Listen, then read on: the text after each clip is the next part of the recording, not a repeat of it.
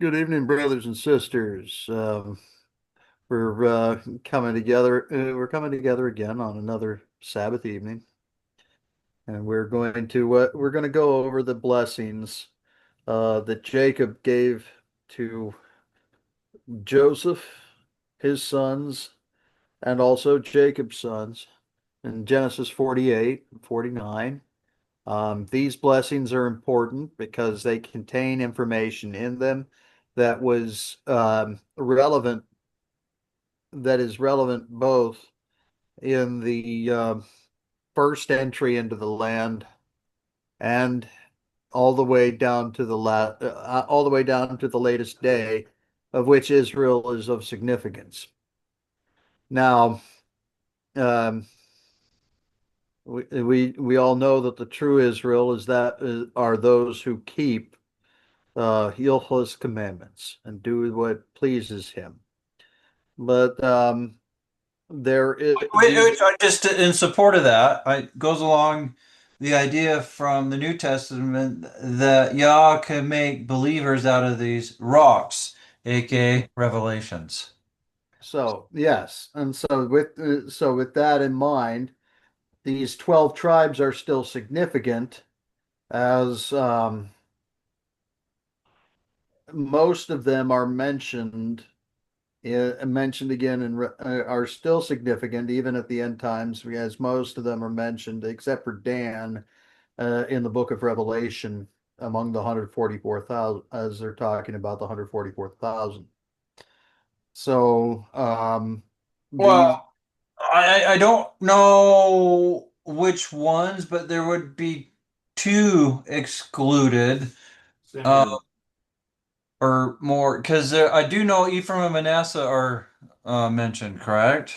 Yeah, Joseph, particularly Ephraim as the birthright son of Joseph, and Joseph is mentioned. Right, right. But Joseph is Ephraim. Is Manasseh mentioned? Manasseh is mentioned. Okay, so um, they, anyways, there's But just we'll check in. We'll check yeah, in we on can look at that later. It's a that. minor.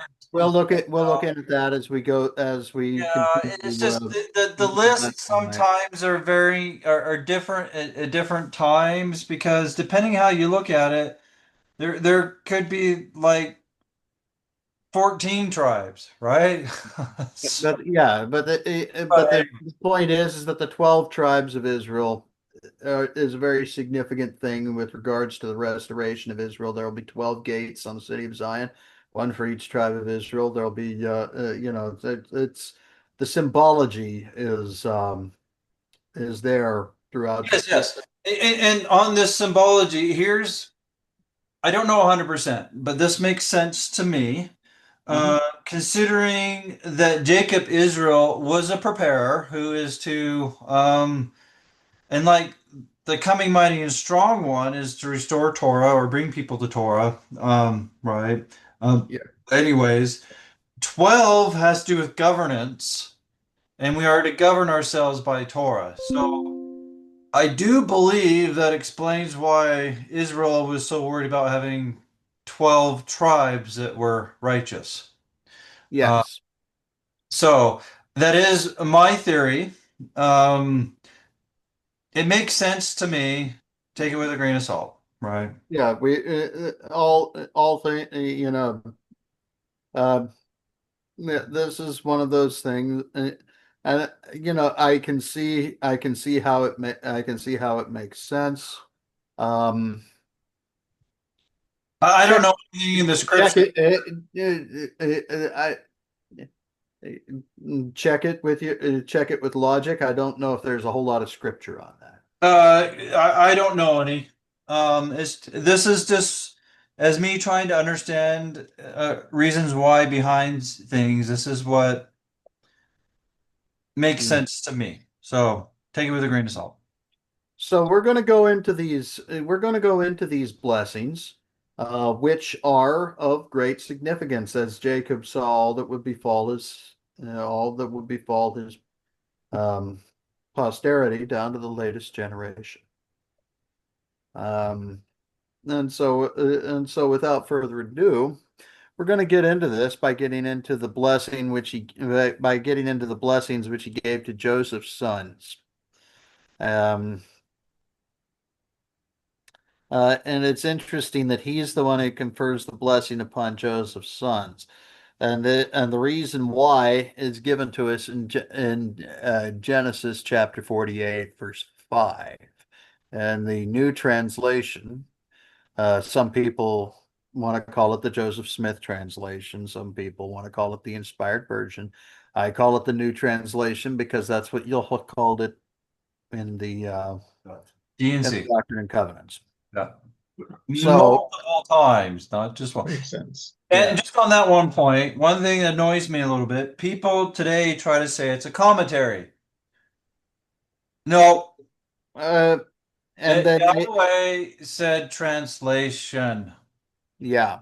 And the other thing about that is, um, I've read several excellent Bible commentaries, and the New Translation does not read like one.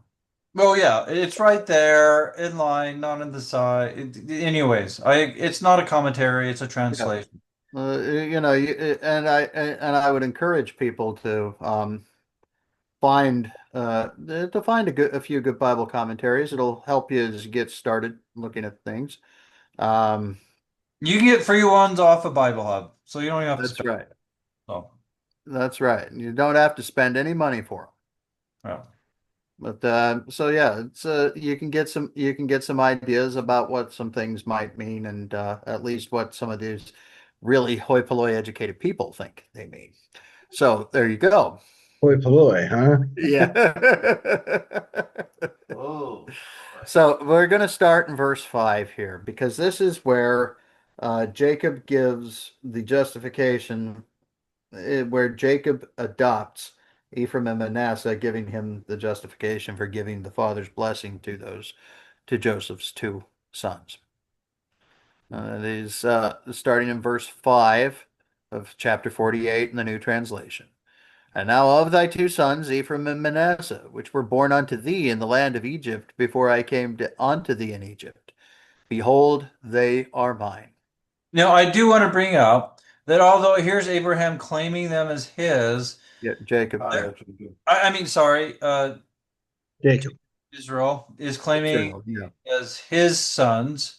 There are times that they are also still described after this as Joseph. So they're both now. Yeah, Hmm. they represent now both Joseph and Israel.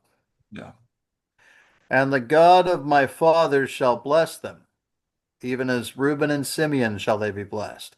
Now, this doesn't mean that they're replacing necessarily Reuben and Simeon. It's just he's just saying this because they will be blessed because they are his sons, just like Reuben and Simeon are.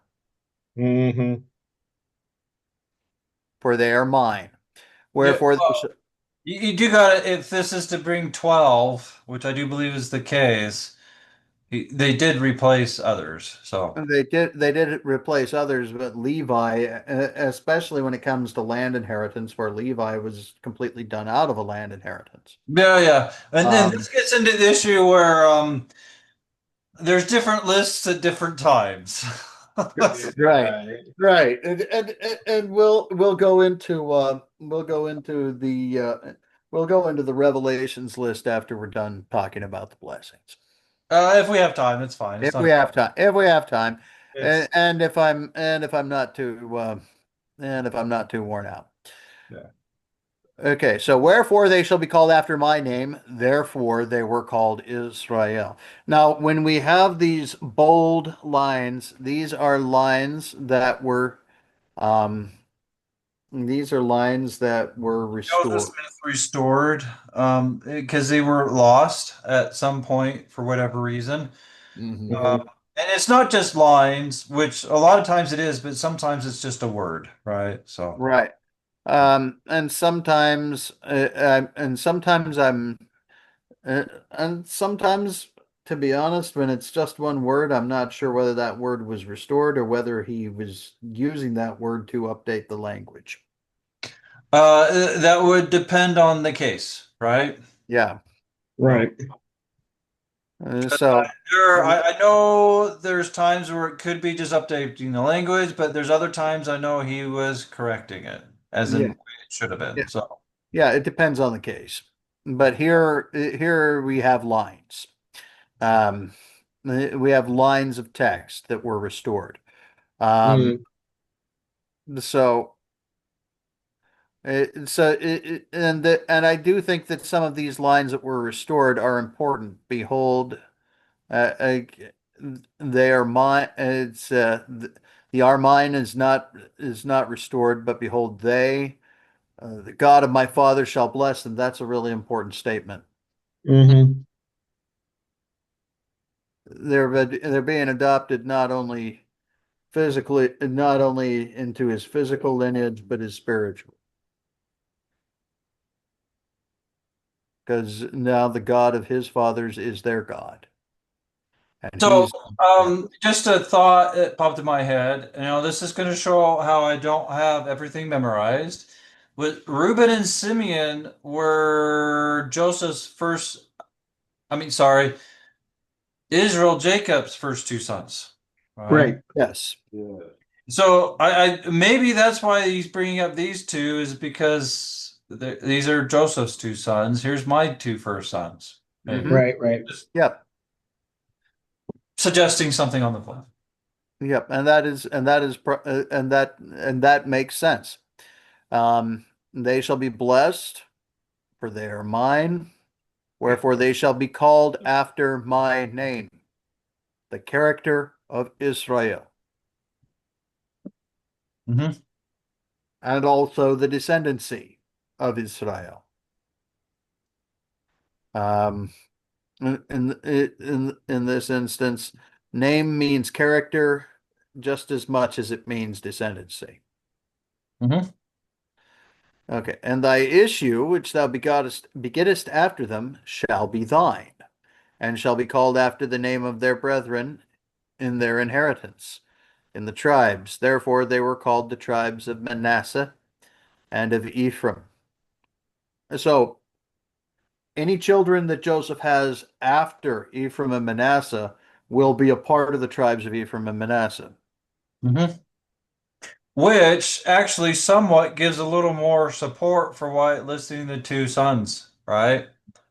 Right. hmm Of Jacob. So, Yeah. but I do think that's a good point. Anything that Joseph has later is counted in those two tribes, right? Yeah.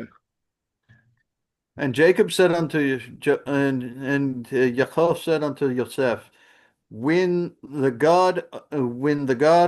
Elohim of my fathers appeared unto me in Luz in the land of Canaan, he swore unto me that he would give unto me and unto my seed the land for an everlasting possession. So this is important when it comes because he's going over here is um, birthright. The fact that the land is given to Yaakov by birthright. That land is his. Therefore, O my son, he hath blessed me in raising thee up to be a servant unto me, in saving my house from death, in delivering my people thy brethren from famine, which was sore in the land. Wherefore the Elohim of thy fathers shall bless thee and the fruit of thy loins, then they shall be blessed above thy brethren and above thy father's house. So this is a reference. So this here, he's there. Yosef is going to be blessed above all of the other tribes of Israel because of the role that he played in saving them and doing Yahweh's work so that Yahweh's promises could be kept. The Oh, I would go a little deeper personally because of his righteousness. yes, And it is because of his righteousness, he, in keeping Yahweh's ways, that he was able to save the people. Because if you go look at his history through those times, if he would have caved, a lot of the things that happened to make it so he could save the people would not have happened. That is correct. And that reminds me, it reminds me of that of the verse in Isaiah chapter 43. He who waits upon the Lord shall rise up again. And shall rise up uh, on wings like eagles. Mhm.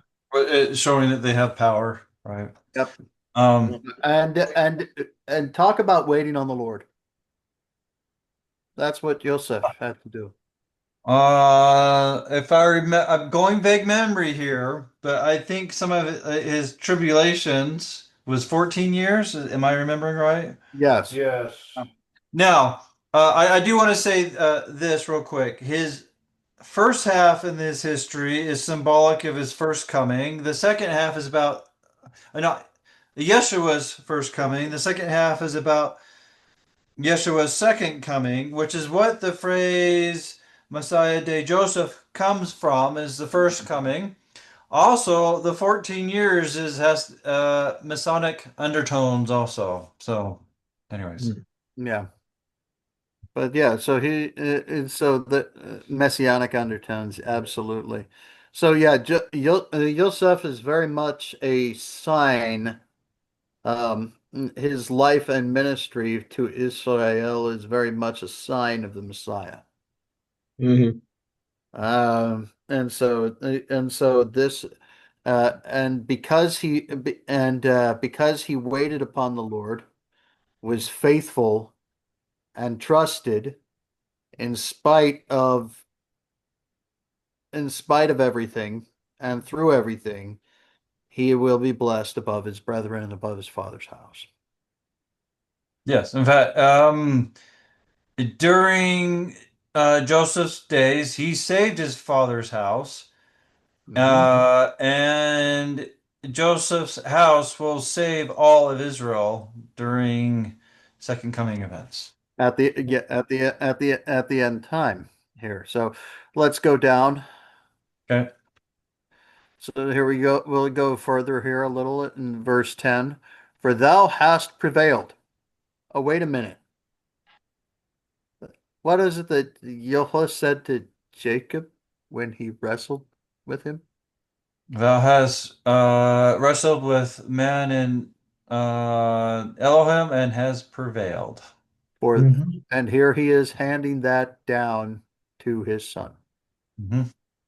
You have prevailed. And thy father's house hath bowed down unto thee, even as it was shown unto thee, before thou wast sold into Egypt by the hands of thy brethren. Wherefore thy brethren shall bow down unto thee from generation to generation, unto the fruit of thy loins forever. So generation to generation, these this can mean um this can mean generation and descendancy from people. But oftentimes when I see this, I think of the gospel generations where we have the generation of messenger, preparer, redeemer. Mhm. And so, depending on context, those can be different. Three generations or one. Generation can also mean 50. It's a tricky word. Yeah. Mhm. And what you'll find is that in many of these generations of messenger, preparer, redeemer, you'll find at least in many of these, you'll find at least one descendant of Joseph. I'd have to look at that, but that's an interesting thought. Uh, Now uh, you said that in many of them, not all of them, I didn't right? say all. I didn't say all. I said Right. many, because in the one around Yeshua, those are all Jews. They're all, well, John the Baptist was a Levite. yeah. Oh, yeah. Sorry.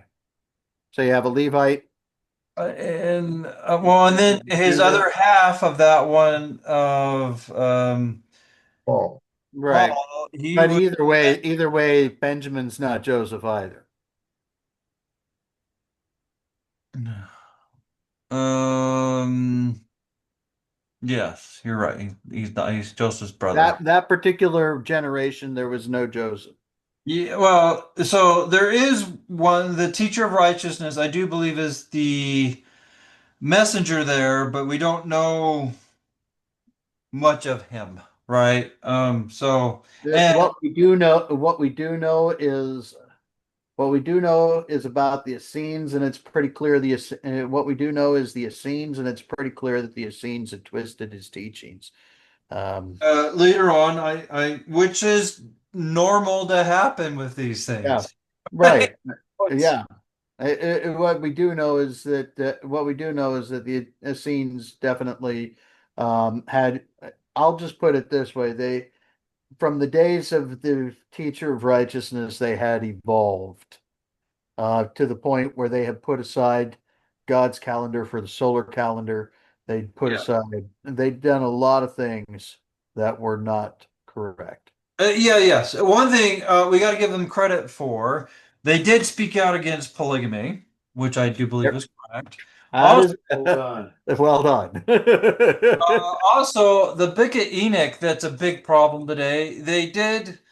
This is not the word they use, but this is a modern day equivalent. It's fan fiction. Yeah, Oh, yeah. That's basically. the word Yeah, that they used, but anyway. yeah, there's everybody looks at these records that were in Qumran as if everything in there was something that they thought was actually holy or something. Well, the words there actually state that they knew the Book of Enoch was not scripture. So Yeah, I don't remember the word they used, but anyways. yeah. So I mean, the Essenes were like many people. They got some things right from their teacher, and they got some things that they twisted from their teacher. Yeah, that's normal. I mean, that's happened with Joseph Smith. So Yeah, so but in any event, in that particular generation, there was no Joseph, and the reason for that was because Ephraim had been divorced. Mhm. Yeah, yeah, um, yeah, that's a tricky subject, and that's not one to talk about here. that's I'm just bringing that up. I mean, there's There's a lot of interpretations on that, and I'll just leave it at that. Mhm. So, one thing I think we ought to bring out with this verse is unto thy loins forever. I do wonder if that's pointing to the mighty and strong one who is Ephraim, who is of Joseph. Yes, this is talking about the onto thy loins from generation onto the fruit of thy loins forever. That is a direct that is a direct connection word wise with the revelation to Joseph in Genesis chapter 50, Yes, which is not Joseph's, which but is about Joseph Smith. Joseph Smith did not write himself into the Bible. It's about no. the one mighty and strong who comes at the end of time. Now, I will say this. I can understand why non-believers have issues with it, especially considering how even believers don't even understand it and don't teach it correctly. But look, But the key to understanding that it's not about Joseph Smith is understanding what name means. well, and then also specifics of what actually was done too. Yeah, Mhm. also looking at the specifics of what was done, and you can realize that Joseph Smith in no way accomplished the things that are prophesied there. Right, and you can't do it as a resurrected person, and reincarnation is from the pit of hell. The re Absolutely. the resurrected do not do the heavy lifting on earth. That Oh, is left to mortals. I think, and this is just me speculating on why, and that is that it's necessary It's something that helps us. Um, Yes, it is something that helps us. that helps us to move. It helps us in our becoming. Yes, it does. Um, Mm. and a resurrected person can't die. So, Yeah. which also goes against reincarnation. But Right. Or otherwise known as multiple mortal probations. yeah, they just say it different to try to detach, but it's the exact same thing. Um, but let's pause for 1 second, okay? Yeah. So so we were talking about under the fruit of thy loins forever, and that is a direct word tied to Genesis 50, where he prophesies concerning the fruit of his loins. Yes, and that's in the New Translation portion, Hmm. which, when you look at the technicalities, it is not Joseph Smith, including the technicalities with the D&C 101, 103, 105 of LDS Hmm. versifications. I don't have the other ones memorized. So, anyways. Yeah. So it's not talking. Oh, and DC 85, where Joseph Smith is actually saying Yahweh's revelation that he's going to be coming, and it's not. Right. And Oh, it's not him. and the fact that Joseph Smith is the Elijah. Anyways, I could keep going, but Yeah, there's so many things that say that the Genesis 50 and third Nephi and first Nephi, second Nephi chapter 3 are not about Joseph Smith. hmm Okay. So, for thou shalt be a light unto my people, to deliver them in the days of their captivity from bondage, and to bring salvation to them when they are altogether bowed down under sin. This is a direct prophecy concerning the last days, not the latter days, the last days, the very last days. And this also points to the mighty and strong one, also on the Yeah. Lord. Oh. So this is a blessing upon the head of Joseph.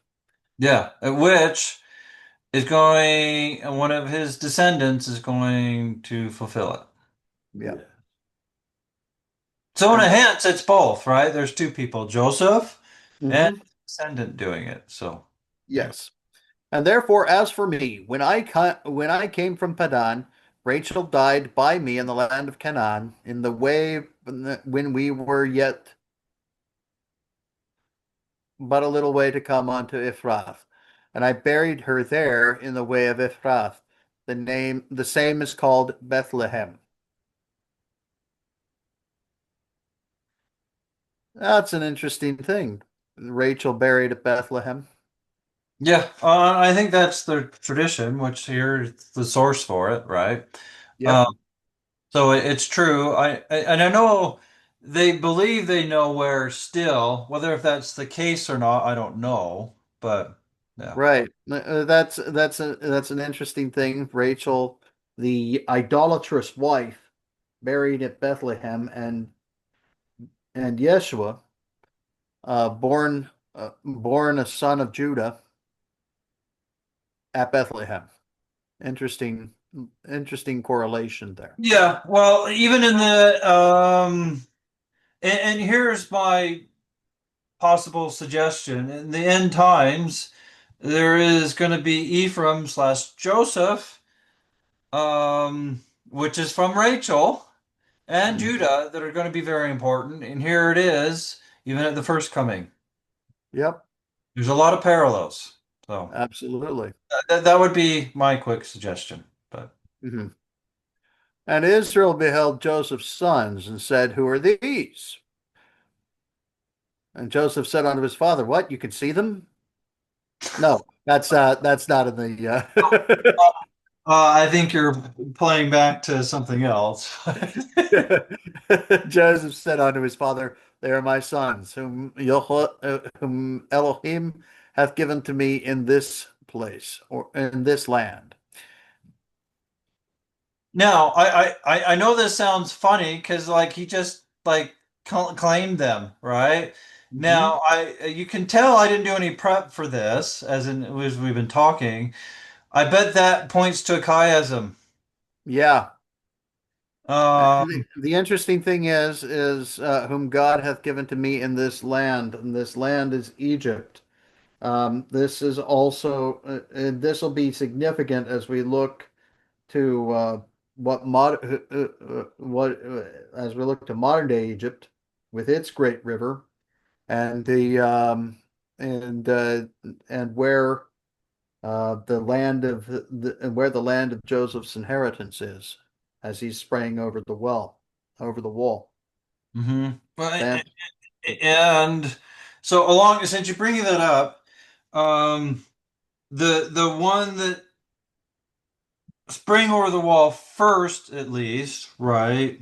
Uh, mhm, and well, that even could be tricky. But anyways, one that sprung over was Manasseh, and Manasseh had two lands, yes, uh, one on each side of the water.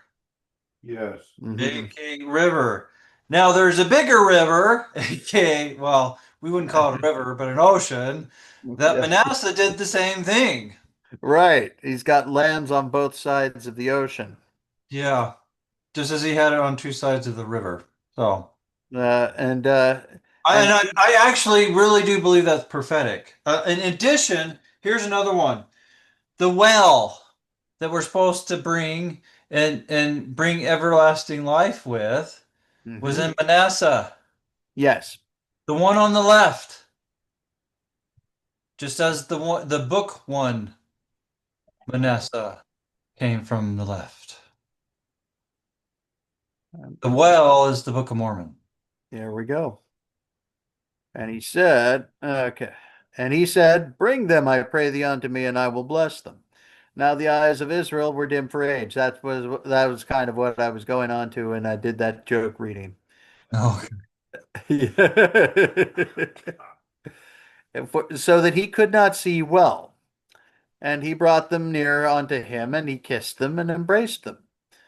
And okay, stay serious here. And well, Israel kiss said, them. So that's kiss is symbolic of trust. Okay. Kiss is symbolic of trust. Yeah, the kiss is symbolic of trust. The embrace, the love, the bringing them in to Well, himself. I would. So I'd have to research this one, but my first inclination, the embracing, is bring him in into his bosom, like the Yeah. bosom of Abraham. Yeah. That would be my inclination, but Yes. And I agree with that. And Israel said unto Joseph, Had not thought to see thy face, and lo, God hath showed me, and lo, Elohim hath showed me also thy seed. And Joseph brought them out from between his knees, and he bowed himself with his face to the earth. And Joseph took them both, Ephraim in his right hand towards Israel's left hand, and Manasseh in his left hand towards Israel's right hand, and brought them near unto him. And Israel stretched out his right hand and laid it upon Ephraim's head, who was the younger, and his left hand upon Manasseh's head, guiding his hands wittingly, which was surprising because his eyes weren't very good. For Manasseh was the firstborn. so basically, what's going on here is uh, he's going against the tradition of which one gets the double blessing. But um, this is not uncommon for this family. Oh, no. I um no, it's not. Because just look at the history of them, right? So, Right. This is not uncommon for this family. So, Look at the person who's giving the blessing. no, yeah, that's kind of what I'm referring to. so, so let's uh, so let's bring this down again. Let's bring up the next set of verses. And he blessed Yosef and said, God before, Just real quick, since John brings up that point, right? yeah, I would suggest that bringing out how his eyes are dim is pointing back to when Jacob got it. yes, Yes. yes, So, one of these, I don't think we've done a recording on this, but we should talk about that because it's very symbolic. absolutely. Well, even just the history of Joseph is very symbolic too. Anyways, but that's not for here. Yeah, that's for another time. Yeah. And he blessed Yosef and said, God, Elohim, before whom my fathers Abraham and Isaac did walk, the Elohim which led me all my life long into this day, the angel which redeemed me from all evil. Oh, is he talking about the Elohim or is he talking about the angel? Or yes, he's talking to. They're both the same being. Oh, the angel of Yahweh is Yahweh. Yeah. And well, we'll leave it at that because that gets into a can of worms. But the angel of Yahweh is Yahweh. Which redeemed me from all evil. Bless the lads, and let my name be named on them, and the name of my fathers Abraham and Isaac, and let them grow into a multitude in the midst of the earth. And when Yosef saw that his father laid his right hand upon the head of Ephraim, it displeased him. And he held up his father's hand to remove it from Ephraim's head unto Manasseh's head. And Yosef said unto his father, Not so, my father, for this is the firstborn. Put thy right hand upon his head. And his father refused and said, I know it, my son. I know it. He also shall become a people, and he also shall be great. But truly his younger brother shall be greater than he, and his seed shall become a multitude of goyim. What? That says nations. The Hebrew word is goyim. Yeah, I know. Do you want me to go to Bible Hub so we can saw it? Yeah, let's do that. Verse 19, 49:19. 48:19. Oh, yeah. I'm sorry.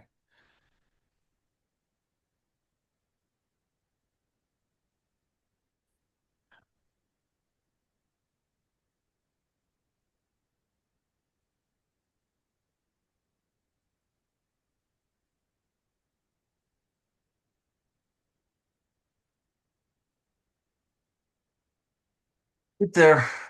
There it is. If we can make this a little bit larger Yeah, I can, sure.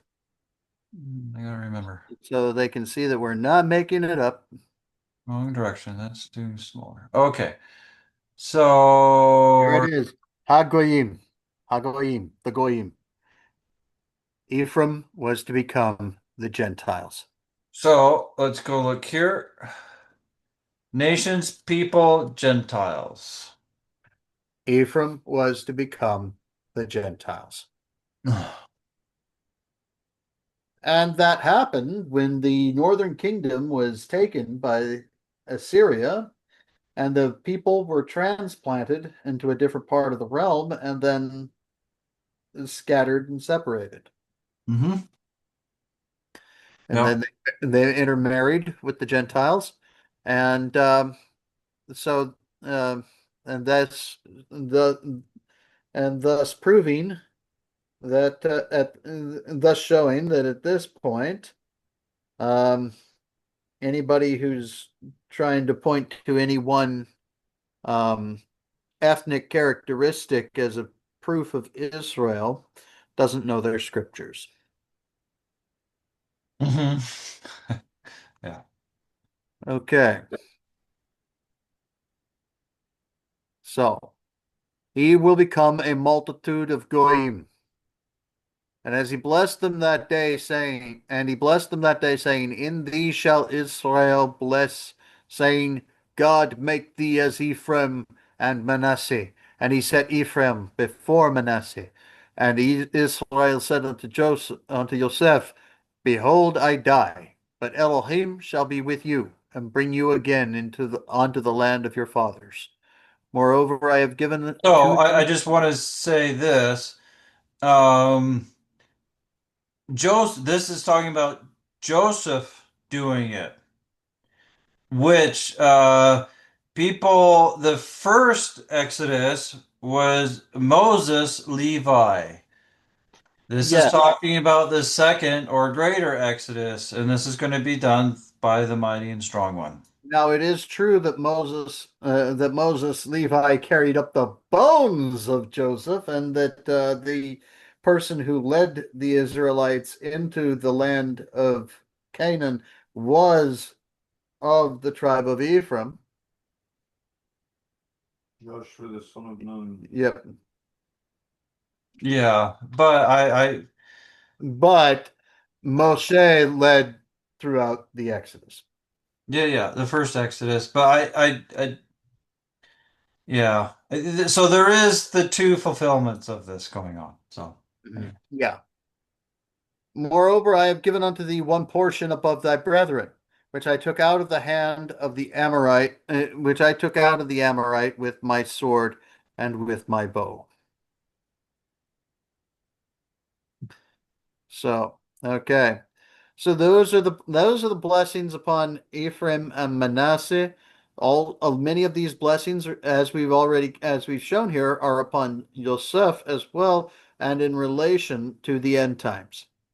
So one thing, this phrase, one portion above thy brethren, that sounds weird, but this is bringing out how Joseph got the double portion because he was a firstborn son that didn't do something to make it pass Yeah. by. Yes. Yeah, who didn't bring shame to his father.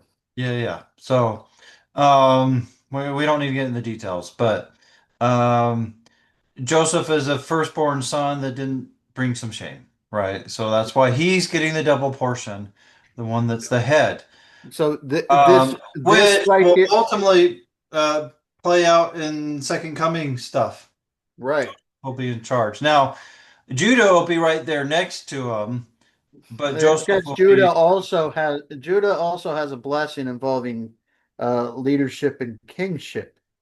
He's the oldest. But and that blessing, the blessing with regards to kingship, only lasts until Messiah.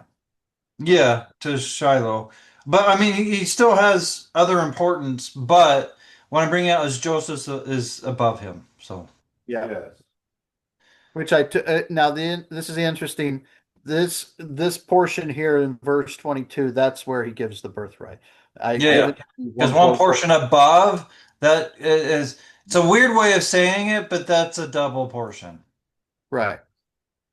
Because one plus one is two. So, anyways, at least the last time I checked. Really, Stephen? Well, it could be that. Well, it's been a while since I've taken math, but Yeah. yeah, I mean, they do change a lot of things in schools. So, sorry. Anyways, And Jacob called on to, now we're going into chapter 49, and then we're going to get into the general tribal blessings. This is where he gives his sons instruction about their descendancy down to the last day. And Jacob called unto his sons and said, Gather yourselves together, that I may tell you what shall befall you in the last days. Oh, wait a minute. oh, what? He's What? not talking, he's not talking about any other time but the last days. Oh, that's interesting. Gather yourselves together and hear, ye sons of Jacob, and ye sons of Jacob, and hearken unto Israel your father.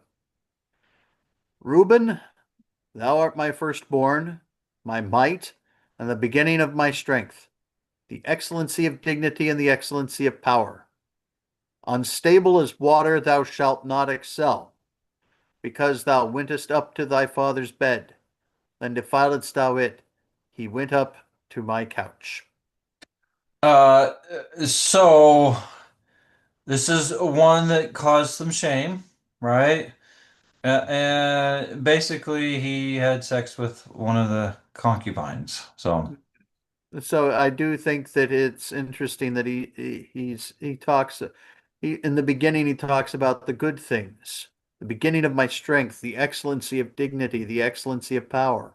A then he fell. very strong character, Hmm. very strong individual. But he's undisciplined. He won't follow the word. He committed adultery. No, I don't know if he. Well, I guess yeah, because I don't know if it's adultery, but Positing the idea that because it was a concubine, it might have been it might not be adultery. It's just fine. yeah, It's Uh, sexual. that one's because they're not married. But I can see why you would say that. I don't know myself. So It's still sexual But but the, yeah, either way, it was sexual infidelity.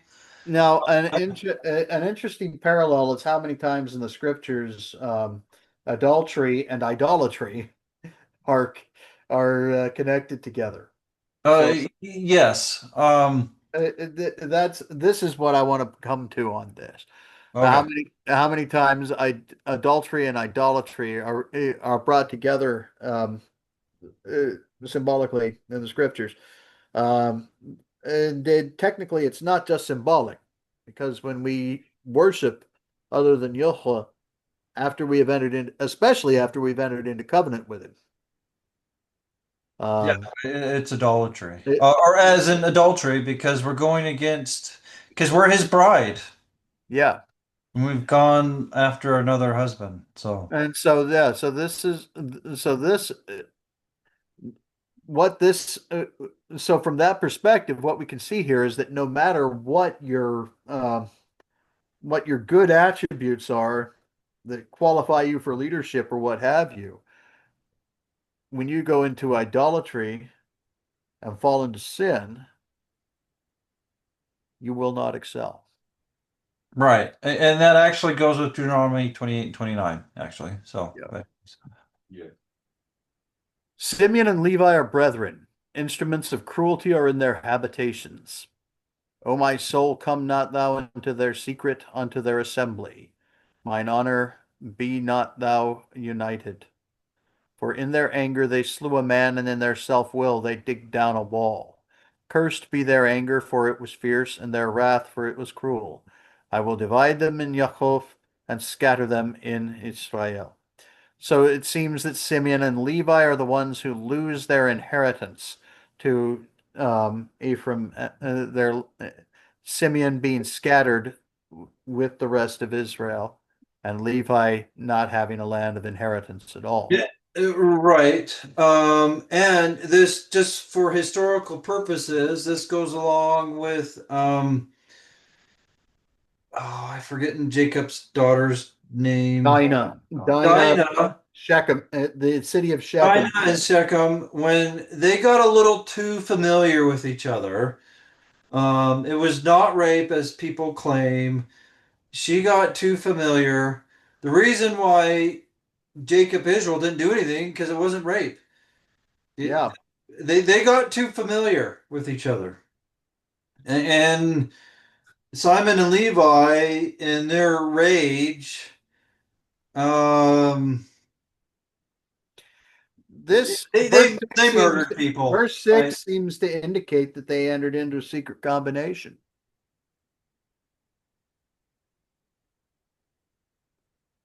to destroy the city of Shechem. So maybe they just told each other. I see what you're saying. Um, I'd have to think about it more because I don't have everything they count memorized, though it is prophetic also of Christianity and the Jews, but we won't get into that. Yeah, but yeah, Um, in, in terms of seeing things in terms of the last days, Christianity and the Jews are heavily involved in the secret combination that is yeah, well, um, bringing the Antichrist into our world. And Jacob maybe sees inklings of that. well, okay. So one thing on your idea, come not into their secret. So I'm sorry. Israel is saying he didn't want to do what their secret was, going into their assembly, which they went and murdered people. Um, Here, it just says one, and maybe that's a translation issue because I just It says in the chapter that they slew every man in the city and took their took their wives and children as slaves. Yeah. So, oh, I didn't remember that part because that actually goes against one of the direct 10 divisions of Torah. Correct. Mhm. So maybe they did covenant with each other until it happened, right? As in going with secret combinations.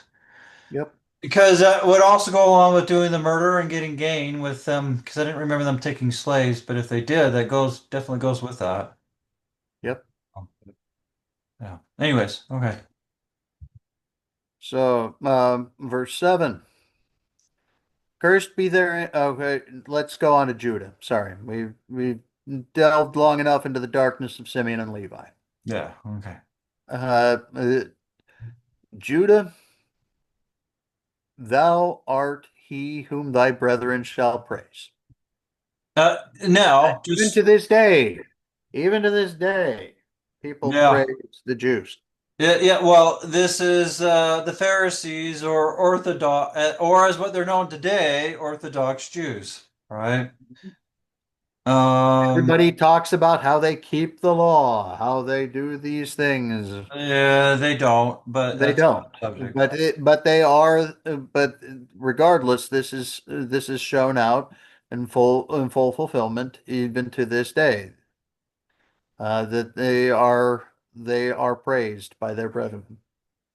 Thy hand shall be in the neck of thine enemies. Thy father's children shall bow down before thee. And And that they happened. did. They Yeah. did with David and Yeah. Solomon. Well, and even with the Pharisees, people Yep. looked to them to understand, which they shouldn't have. But anyways, um, This is and now here's some really interesting imagery here. Judah is a lion's whelp. A lion's whelp is basically a lion's cub. mhm. From the prey, my son, thou art gone up. He stooped down, he couched as a lion, and as an old lion, who shall rouse him up? So this is the image of the Lion of Judah, the destroyer.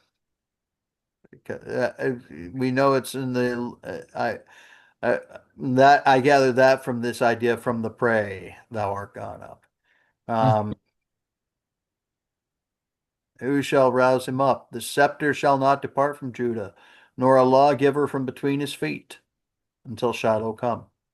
And I did some research into this, and Stephen helped me with it.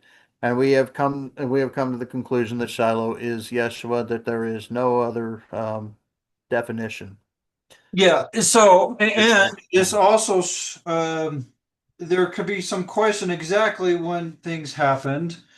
Um, I I think it's a combination of the veil ripping at Yeshua's death, Yes. and as going back and forth, so I'm trying to work out some of the fine details of this. It was to the Pharisees, Judah, not Levi, the Sadducees. Yes. And so part of the reason I would say it does not include the Levites is because the apostles still went to the temple for sacrifices. I do believe what shows it was not against the Sadducees, Levites, that it was against. It was against the Pharisees, the Judas, um, who were in charge civilly and religiously, right? Yeah. They were the But dominant faction, not temple wise. but they were still the dominant faction in the government at that point.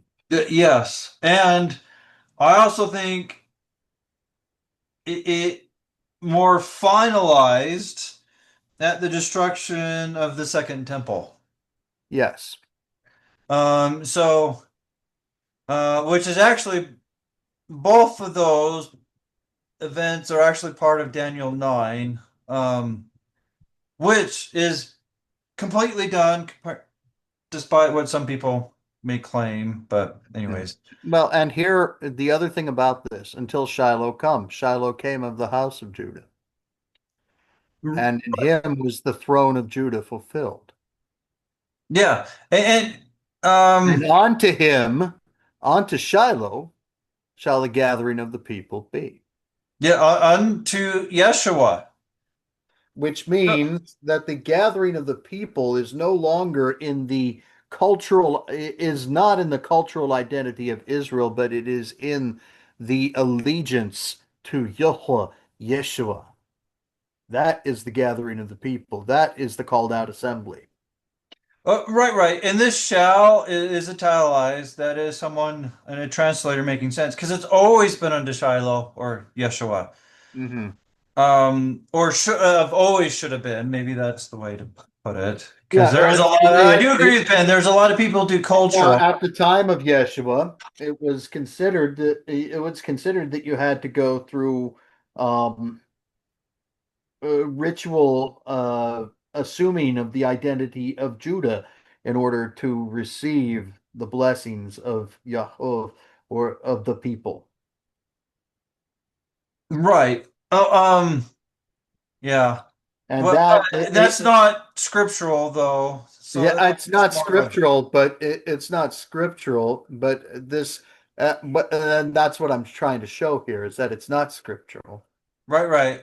And But I do think it was and it was, and that was the error of the Judaizers, is that they were still insisting that the Gentiles had to go through this um, ritual conversion process to yeah, receive the which some salvation of of the that is Gentiles. circumcision, which goes along with the Levi and Simeon issue, Mhm. right?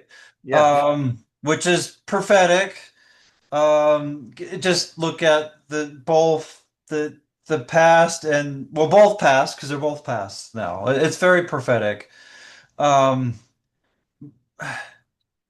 but they're going against scripture, period. And also I do want to bring out how this shall's italicized and unto him, Shiloh, the Messiah, the gathering of the people be. It's just that's just a Yeah. blanket statement, past, present, and future. This Yes. shall that the translators added makes it future only, but that's Well, not yeah, and what's actually there. that actually does change the meaning, and it does reinforce the Christian idea of a changing God with changing dispensations. Yeah, and which goes off of we believe the Bible as far as it's translated correctly. So, Right. And we know that the Bible is not always the Bible is not you there is no translation of any work that that's is 100% correct. You uh, can't do it. It can't be done. well, okay, so I would say, well, even Joe said the most correct, but Yeah. yeah. So, anyways, If you're there's not the translation of the Book of Mormon is not wrong, but with the double meanings, it's hard to translate everything. Okay, right, so right, maybe that's a better way of putting it. But anyways, right. And so and so this is why it's especially from ancient languages, it is next to impossible in our modern vernacular to get a perfect translation. yeah, and I don't know. I'm just going to throw something out here, but this young lion, old lion, I would Mhm. wonder if somewhat points to first and second comings. I think so. The Lion of Uh, Judah is Yeshua. yes. So yeah, and also I think we're done with those. But Shiloh is the Messiah. There are even old writings from the Jews before Yeshua that show that they they knew it as after he came, and they wanted the second coming instead of the first. Now, Yeah. in They, the scriptures, they could have figured it out, and I would say some did, but the majority did not, and they wanted to get rid of Rome. So they were more focused on what they wanted than what the scriptures said. But Yeah. anyways. And so the verses 11 and 12 are also talking about the Messiah. Binding his foal unto the vine, and his ass's colt unto the choice vine. He washed his garments in wine, and his clothes in the blood of grapes. His eyes Well, shall. uh, Yep. well, I'm just gonna say that sure sounds like the atonement and going to the atonement, that ass's colt. Yep. So anyways. Yeah. Another reference to the colt that he rode into Jerusalem.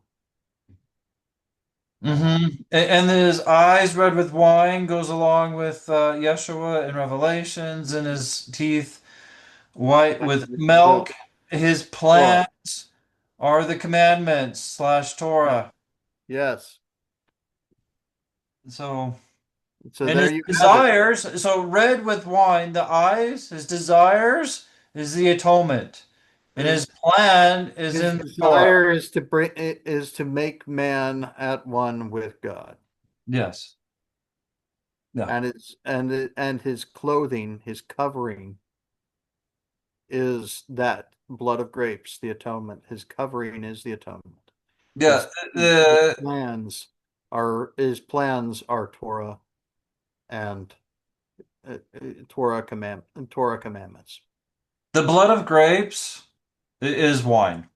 Yep. There was no grape juice.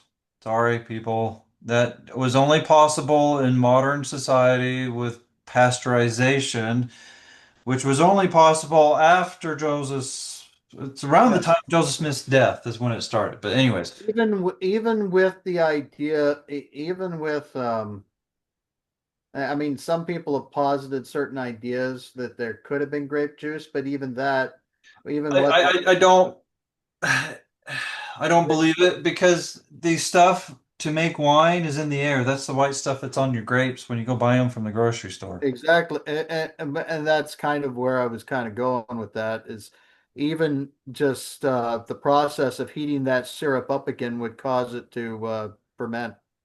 Yeah, and perhaps I could have kept it at new wine instead of old wine for a little Right. bit, right? But the new wine is only for like a week to 3 or something. But anyways, So so anyway, so what we see here is the primary primary blessing of Judah is that the Messiah comes from his lines.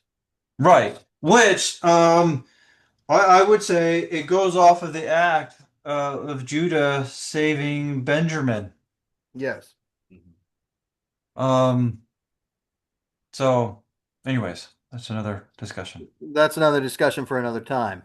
Zebulun. Yeah, I do want to say this, just with this, a lot of these blessings go off of the character of these particular tribe leaders. Mhm. It just does. Yeah, absolutely. And especially when you think about Levi, as you go in looking at the prophecies of Malachi with regards to what the Levites are doing to the people, how they're grinding the face of the poor and withholding the withhold and stealing and taking the offerings that are meant for the poor out of the storehouse. Yeah, and giving it to themselves. Yeah. That hasn't repeated today. Levi was cruel. Yeah. Um, And just like him, the Levites often practiced their duties in cruelty yeah. and injustice. Yeah. So, So they repented for a while with Moses, but then they went right back. yeah. It wasn't real repentance, apparently. So At anyway, least at least not spanning at least not at least span not generationally, right? So not generationally. anyway. So it's I mean it is interesting to see how it is interesting to see how that ancestry has played out in the way that these peoples, these tribes have developed over the years. Hmm. So let's go down to verse 13 here. Now, Zebulun shall dwell at the haven of the sea, and he shall be for an haven of ships, and his border shall be unto Zidon. Can we go down and see if there's another thing there on No, Zebulun? Okay, nope, that's it for Zebulun. So what this is saying, his border is at the haven of the sea, shall be for his border shall be unto Zidon. So he will be rubbing shoulders. So those of Zebulun will be found rubbing shoulders with the world. yeah, sea goes along with people. Yep. And ships is traveling in on the water or in the people, right? Yep. Um, And Zidon was a Phoenician city on the borders of Israel. yeah, which has significant for By the way, the Phoenicians worshipped Baal. oh, that's not good. Which is another iteration of Satan. But Mhm. the Phoenicians took Melech or Little King or the Melekites to the new land. So Yeah. they were right there. So, anyways. So even wicked people are used to fulfill righteous purposes. Well, and they may have repented, at least some of them, right? But yes, that did bring the king over, or the little king, which is what Mulek means, right? So, Yep. Issachar is a strong ass couching down between two burdens. So they carry they carry a great burden. They are a servile tribe. An ass or donkey is symbolic of people. So, Yep. And he saw that rest was good in the land, that it was pleasant, and bowed his shoulder to bear, and became a servant unto tribute. So they so this tribe, Issachar, becomes a servant unto tribute. Now, as we're looking at the end times, what does it mean to be a servant unto tribute? tribute has a couple meanings. I'm not sure what it is here, Depends but on it depends on who you're giving tribute to. right. So possibly he may be helping with the temple, the third temple Mhm. that's coming, would be my educated guess from this. Mhm. Yeah, that's as good a that's as good a good a way to go as any. I don't know. This is just kind of off the cuff, right? We are this is speculation. Yeah, On that speculation. Not all of this is like Shiloh. Shiloh's not. Shiloh's not speculation, but we're here in verse 15, we're kind of speculating a little, and Because it's okay. It's okay as long as you know that we're speculating and that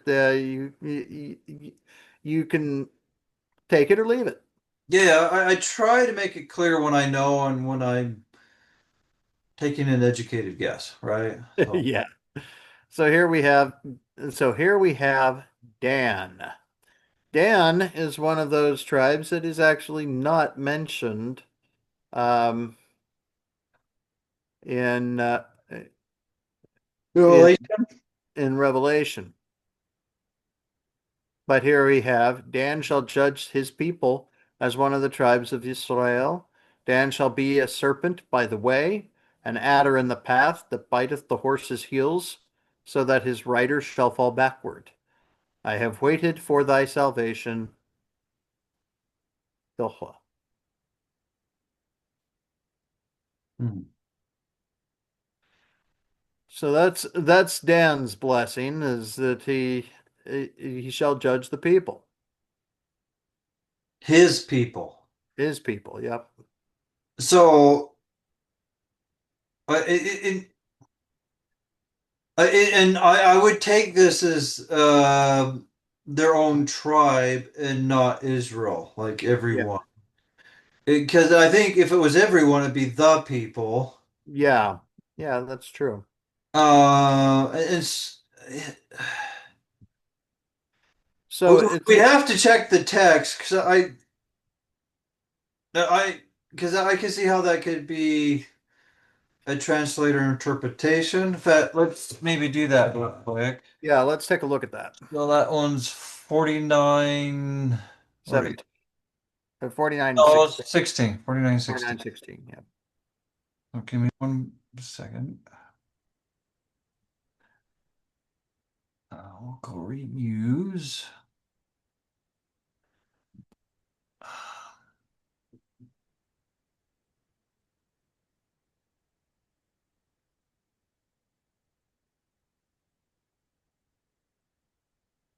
Oh, just people. So let's see. So this could be where one, two, let's see. That's these two. So we need to go find out what this suffix is. Hold on. I think people are going to see how I do stuff.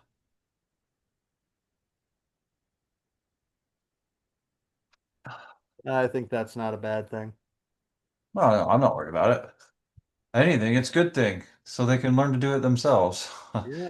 course, a lot of times in my posts, I kind of explain stuff anyways. Okay, so I got to see what the suffix is. Okay.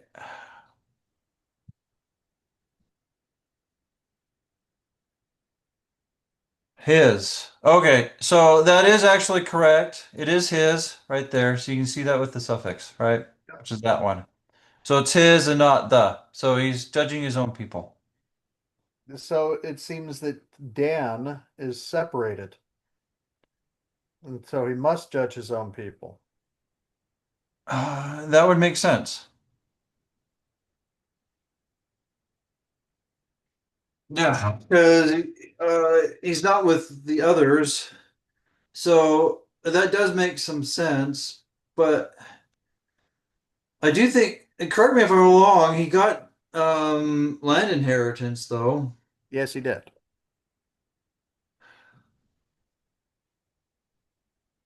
But he's not in Revelations. So perhaps this is why. Just thinking out Yep, loud, yep. right? That list in Revelation is in relation to the 144,000, which means what that would indicate is that Dan is not yet gathered in when the 144,000 are sent out. Well, not necessarily. Um, it just could mean he's not supposed to go out judging, aka calling repentance to others, Ah, yep, yep. right? Yeah, that's a possibility. Now we'd have to look at some of the technicalities in Revelations, but that's a possibility. We'd have to go double check it, right, with Oh Revelation. yeah, absolutely. Um, Okay. But there you have Dan. He will judge his people as one of the tribes of Israel. All of this seems to indicate that Dan will be separate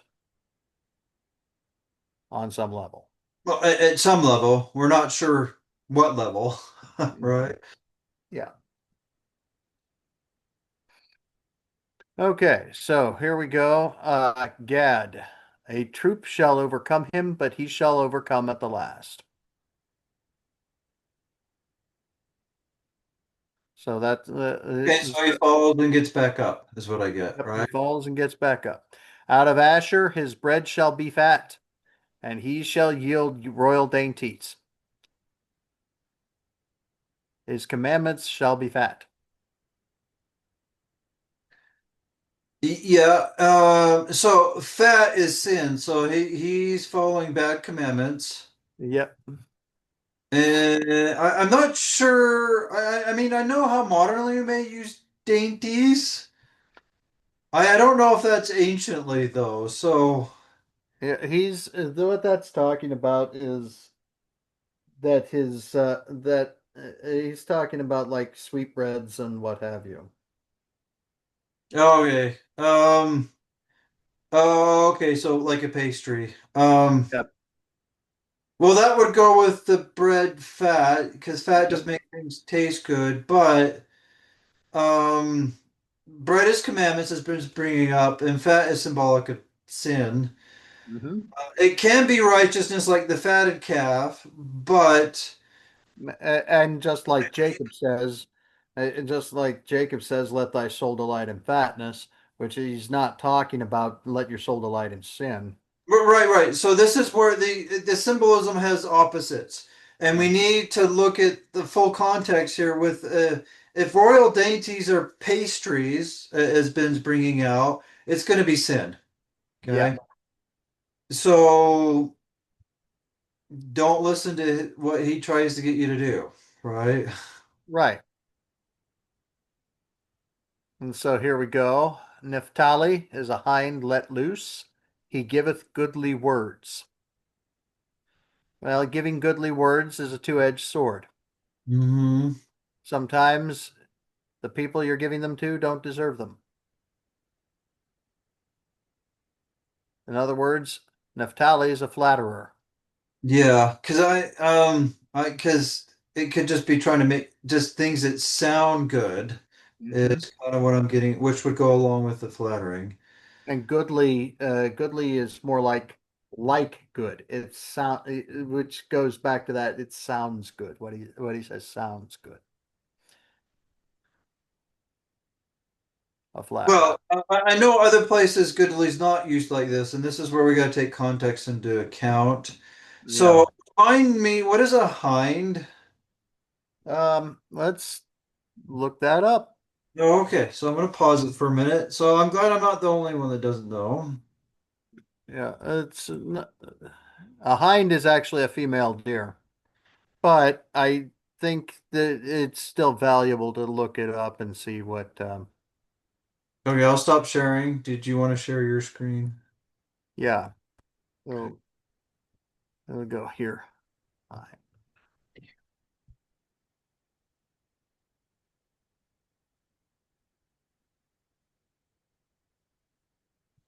Okay, and we'll go here and share.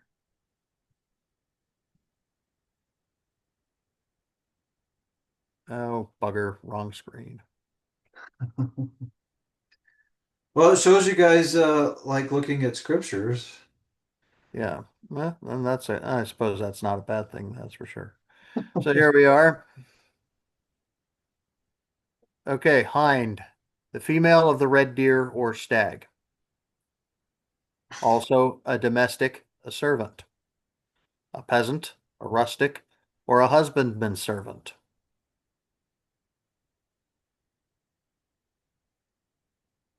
So maybe hey, let's go back.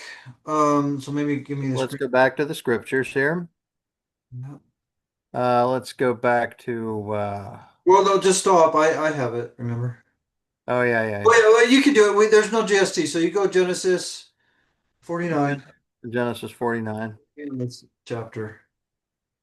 And here we Or are. new translation. Bad habit. So let's go back to here. Okay. Naphtali is a hind let loose. So Uh, a servant, so a servant discharged. yeah, yeah. Because he's flattering, which is a bad thing. That makes sense. He's just Go, he yeah. or another way in today's vernacular, it could be he's a ass kisser. Right? Yeah, basically. He's a minion. Yeah. Uh, uh, so now we go into the other blessings of Joseph. Joseph is a fruitful bough, even a fruitful bough by a well, whose branches run over the wall. This is a prophecy concerning Lehi. Yes, which is of Manasseh that went It's also a prophecy of how Manasseh, It also applies to Manasseh's desiring to also take up land on the west side, on the east side of Jordan. Yes, as in both there. I will also say I do believe this goes with Ephraim also, because Joseph is both the Gentiles, Yeah. because they got pushed out, and then Yes. so I do believe it's both, though. Okay. The archers have sorely grieved him and shot at him and hated him. Northern kingdom is destroyed. Mhm. But his bow abode in strength, and the arms of the arms of his hands were made strong by the hands of the mighty Elohim of Yahweh. From thence is the shepherd, the stone of Israel. From thence is the shepherd. This is a prophecy of the mighty and strong one. Yeah, I was about to say that, including the bow and the arm, Yep. and the strength. This goes along with the mighty and strong one, yes. Even by the God of thy father, even by the Elohim of thy father, who shall help thee, and by the Almighty, who shall bless thee with blessings of heaven above, blessings of the deep that lieth under, blessings of the breasts and of the womb.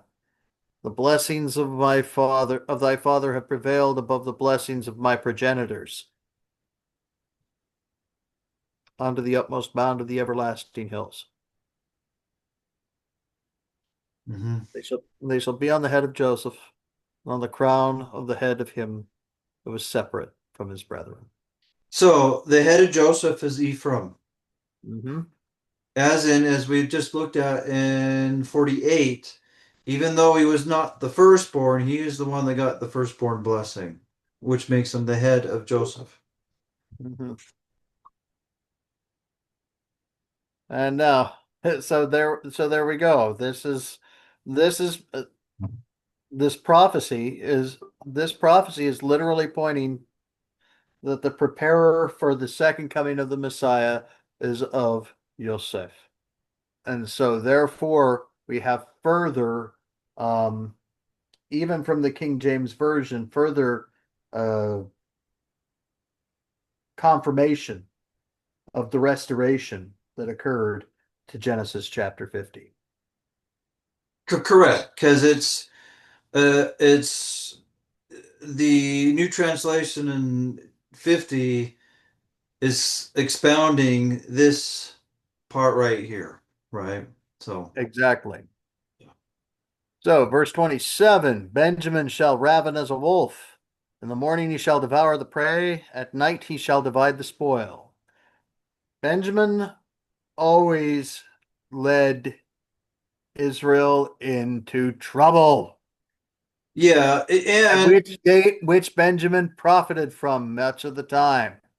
yes, Paul or Saul was of Benjamin, and he loved those false teachings that the Pharisees adopted. Those false teachings originated from Benjamin. Mm-hmm. Um, but yes, um, and a And wolf. yeah, a wolf is a destroyer. Yeah, Period. right. But I'm just saying it's a little more sneaky than like a lion. For Yeah, there's wolves employ more strategy in their yeah, attacks. that's probably a better way of saying it. They do more strategy. Um, might be a better way of saying it. And just like when um, just like when the Pharisees rejected Yeshua as the Messiah, and they had it was the scribes and Pharisees of Benjamin that helped them to come up with the reinterpretations of scriptures that allowed them to justify it. Yeah. As in strategy there, as Ben was bringing out with the wolf, right? And so Benjamin represents while Joseph represents all the things that Jacob loved about Rachel. Benjamin is the dark side of that coin. Um, so I can see that. Now Joseph did get some, I mean Ephraim did get some bad from their mother. Yeah. Maybe not as much as Benjamin did, which is ironic because she died giving Benjamin. But anyways. And so it's really kind of an interesting conundrum. And it's really interesting to watch as these blessings have played out over history. And down even to this latest day. The lies of rabbinic Judaism uh, continue to keep the Jewish people from accepting their Messiah. Hmm. Which is sad. 'Cause there are good Jews out there. Yeah. Yes. They're listening to the wrong people. Hmm. So, Just like there's good. Regardless of what we've said concerning the general blessings, there are good Benjamins. oh yeah, yeah, yeah. Saul. And so this is more of a overall general what the people of the tribes follow, not This is a general prophecy concerning how the personalities of the founders of the tribes will play out throughout the generations. correct. So this is just generalities, not specific to every single person. So Hmm. There's good people of every tribe. yeah. So just if you happen to be of the tribe of Naphtali, it doesn't mean you have to be a minion. No. Well, maybe you want to be because there's a fun show on them, but anyway. Yeah. No, that's not of Natafi. That's actually the Masons and the Jesuits. But anyways, But yeah, so doesn't. this is the blessing. This is the Do we want to finish 28 the we'll next? go ahead we'll go ahead and finish this up with 28 through 33. All these are the 12 tribes of Yisrael, and this is it that their father spake unto them and blessed them, every one according to his blessing he blessed them. And he charged them, he said unto them, I am to be gathered unto my people. Bury me with my fathers in the cave that is in the field of Ephron the Hittite, and in the cave that is in the field of Machpelah, which is before Mamre, in the land of Canaan, which Abraham bought with the field of Ephron the Hittite for a possession of a burying place. There they buried Abraham and Sarah his wife. There they buried Isaac and Rebekah his wife. And there I buried Leah. So Israel's going to be with who? Leah. Yeah. With Leah.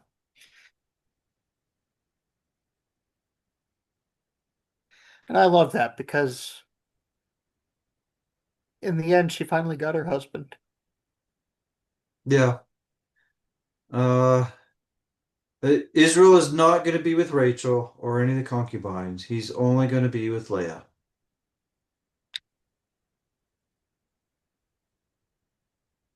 The purchase of the field and of the cave that is therein was from the children of Heth. And when Yaakov had made an end of commanding his sons, he gathered up his feet into the bed and yielded up the ghost.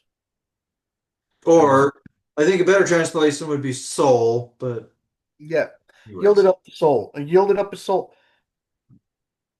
And this is the thing.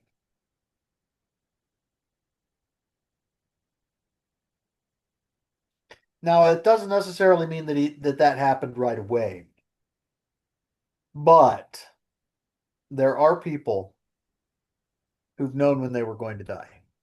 Yeah. Yeah. Um, And I do believe that Yaakov knew his time had come, Hmm. and he called his sons in, and under the power of the Spirit, and under the power of the Torah, saw them to the end of time. Yeah. Just like Adam gave prophecies to the end of time also. So, Yep. uh, And then, having fulfilled his final commission, he gives up. He simply yields up the ghost, which is the same words that is said of Yeshua at the cross. mhm. He yields up the soul. He gave it up. He was done. It is finished. I go to my father's.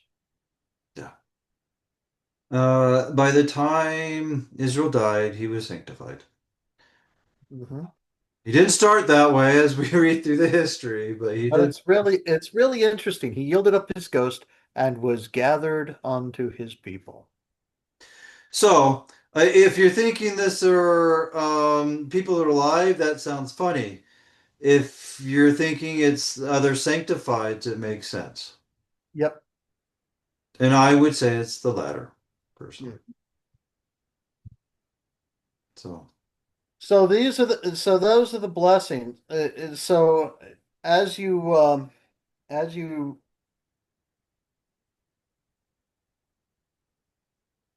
so these blessings are actually they actually play out mostly on a general level. But there are some that are of such significance that they impact everyone. The birth of the Messiah through the loins of Judah and the birth of the mighty and strong one through the loins of Joseph are two of those that will generally impact the entire world. mhm. Um, and While the Messiah came as a lamb at the meridian of time, at the end, the mighty and strong one will lead off as a lion, and the Messiah will come in behind him as a lion. Yep. And then after he's come as a lion, he'll be a lion and a lamb. Hmm. But he will come in as a lion Yes. to the There, world. So, there is, but because the world is in much need of judgment and cleansing. yes. Now, a lot of people complain what's going on, but they don't want to go to the point where they really want people to go back to Yahweh's ways to fix it. Because that means they would have to give up things they don't want to. Well, But it's a catch. It's one of those vicious catch 22s. yeah, I am working on giving things up. Some things take longer than others, right? Sometimes, for example, it even happened today. I sometimes I have a tendency to focus more on the points than the people. I need to get better at that. But anyways, But what I would suggest with regards to all of this, give yourself to Yahweh today. yes. Live your life such that you can be gathered onto his people. Mhm. And if you live your life such that you could be gathered to his people, you will be.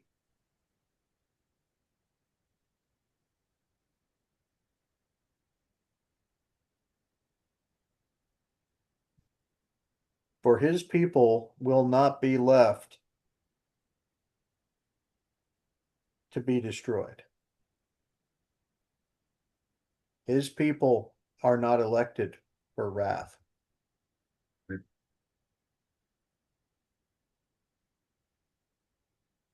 The meek shall inherit the earth. The meek are those who wait upon the Lord, like Joseph did, Mhm. like Abraham did, like Jacob did.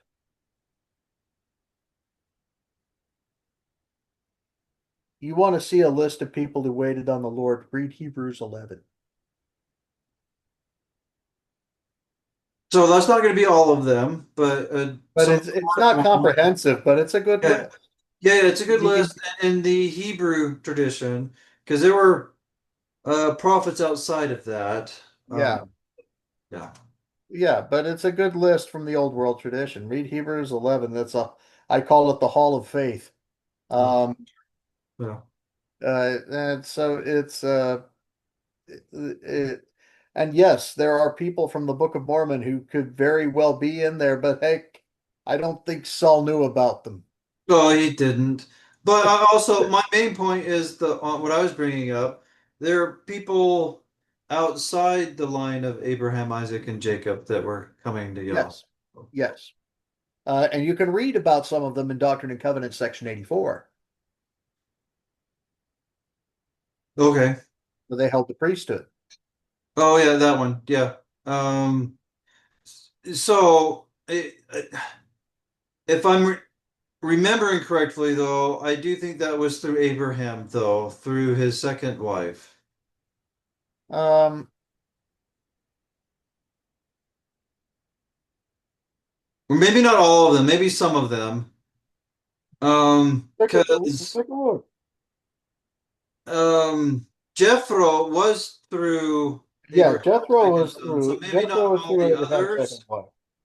So But maybe not all the others, but but let's just take a quick look. See, well, how about do it on the computer then? oh yeah, no, that Uh, would make sense. That would make sense. well, yeah, we want to make dollars, not cents. So, So, so I know Jethro was through Abraham, and you it's yeah. right there. The sons of Moses, according to the holy priesthood, which he received under the hand of his father-in-law Jethro. Jethro received it under the hand of Caleb.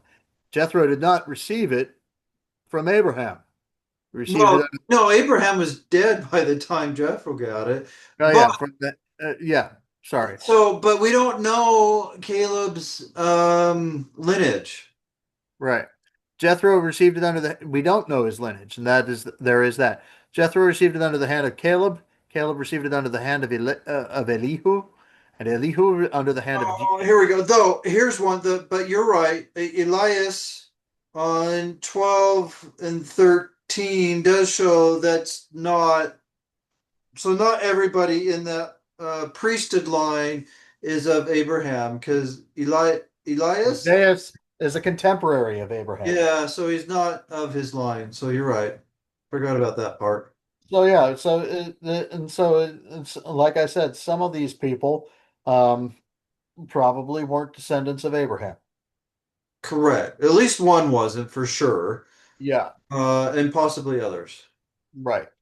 So it is and so in 84 you can read about the fact that the priesthood and God's dealings were not limited to just Abraham, literally just Abraham and his sons. The blessing of Abraham, the primary blessing of Abraham is that Messiah comes through him through his loins by which the whole earth is blessed. Right. And another one from Numbers something, Balaam was not of Abraham either. And he was a prophet for a holy prophet for a time, but then he fell because he Then after the Jews were done with the Amalekites, he became a holy prophet, full of holes. uh yeah, I would just say he was a fallen prophet, but I just Well, in more and to that I will add more ways than one.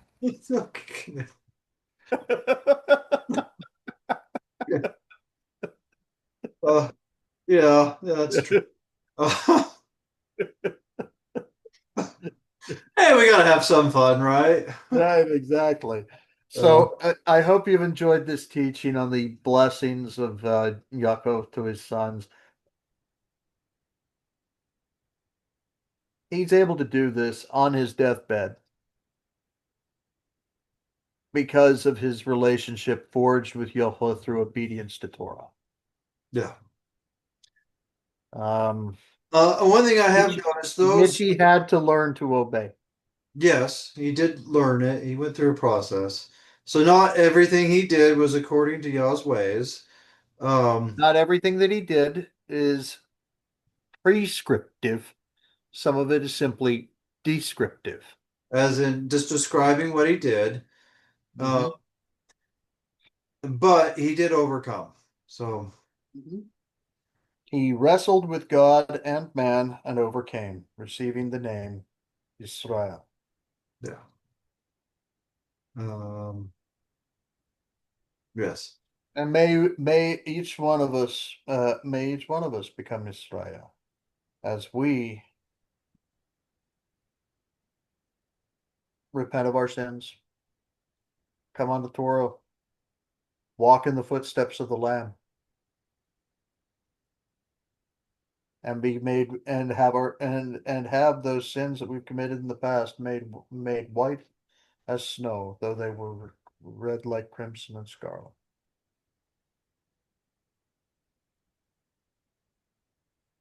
It doesn't matter how much, it doesn't matter how badly you believe you've screwed things up. What matters is that you put it right, that you get back on the right track. And there You is haven't no sinned. sin. There's no sin you cannot repent of. Now, there are some sins that you still have to get the consequence, even though you repented, Yes. but you can still repent. Yes, you can repent and have that blotted from your eternal. And you can repent of any sin, no matter how dark of a sinner you are, you can repent and have your name written in the Lamb's book of life that and have those sins remembered no more. Mhm. Yeah. So I encourage you, repent, people. Yes. Return to Yahweh's Torah. There we go. All right. I think that's probably a good Yeah, teaching. I think we got her done, baby. Okay.